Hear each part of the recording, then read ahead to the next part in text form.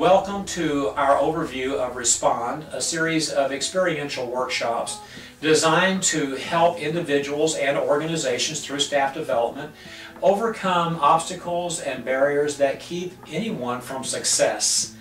The idea of Respond for the individual is to not have a psychology pulled on them, but to have a psychology taught to them. In simple, everyday language, we will be covering about 50 different models of philosophy and psychology, going all the way from the early days of Boulding and choices all the way to Sigmund Freud and today's modern cognitive behavioral therapy, including Albert Ellis's rational emotive behavioral therapy. Again, the purpose is for the individual to capitalize on their own strengths and to learn a new way of thinking, a new thought process, if you will, so that the person, the individual, can make the changes and choices that they want to make with their lives, not that someone else is making for them. Mostly what we cover is the framework in which to put tools that help us deal with coping with depression, coping with anger, and learning how to overcome and get ourselves onto the road to recovery if chemical dependency is the issue. And also, of course, to avoid relapse if that is the case. We'll be describing great thinkers of our time, such as the great Martin Buber, who brought to us the psychology and philosophy of I, thou, I, it. The late Albert Ellis, who is the father of rational emotive behavioral therapy, which of course is part of the modern day CBT, or cognitive behavioral therapy, that is proven to be so effective. William Glasser and his reality therapy. In choice theory, Alfred Adler had great ideas about the family and the birth order and what those things meant and how we interact with each other in our family and why. We also will be presenting these materials in three phases. First will be the data portion, where you're presented with a psychoeducational model. After the data is presented, then we go into a time for processing. And that will involve various interactive activities between the facilitator and the participant. And finally, that portion ends with sharing about your experience of what was just presented. The ideal here is to have a shift in thinking, a shift in consciousness, if you will. In other words, to experience on a personal level a great paradigm shift, where we go from one thought to another. Basically, to do this, we have to have an understanding of the paradox. The paradox is central to all of the models of philosophy and psychology and religion that we will be discussing. The paradox simply is the seemingly contradictive other side of the same thing. Some people just use the word opposite, and we'll get into the details of the paradox all the way through the program. We'll be working on developing a credo that is filled with rational thoughts, thoughts that are serving, thoughts that are positive, and void of the irrational thoughts that many of us have held that may be causing the problems that we're having in the first place.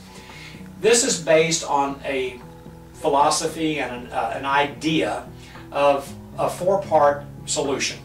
And those parts are the human condition, that is the predicament in which we find ourselves in our lives, some with addiction, some with depression, some with whatever negative experience that we may be having from some life situation. Also, of course, it takes us into the possibility, because again, paradoxically, the paradox is the opposite of, or the seemingly contradictory other side of, the human condition, which is, of course, the possibility. At that time, we need to work through with meditations and visualizations that let us visualize and see the possibility. By doing that with a certain ownership of the condition, we're allowed to see and be revealed the way or the technique that gets us from the condition to the possibility. And all of this is done with an underlying principle or truth that is universal.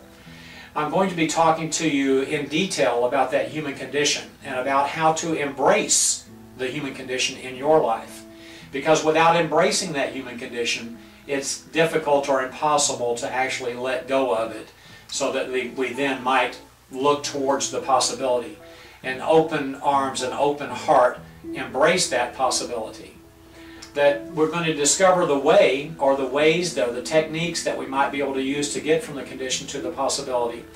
If those aren't self-evident and don't present themselves to us automatically, then we explore more about, did we own the human condition? Did we embrace it?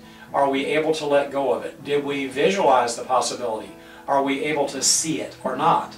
And if we're still not able to and we're still struggling, then we look to tradition, we look to culture, we look to psychology, philosophy, art, music, and the various ways, including religion, to find our way to get to that truth that we're looking for. The principle or the underlying truth of this model has to do with truth is the beautiful and simple thing in our life, that we deserve a fair playing field, we deserve a chance in life, we deserve a second chance in life. And so whatever the principle may be that applies to our situation, we need to acknowledge that.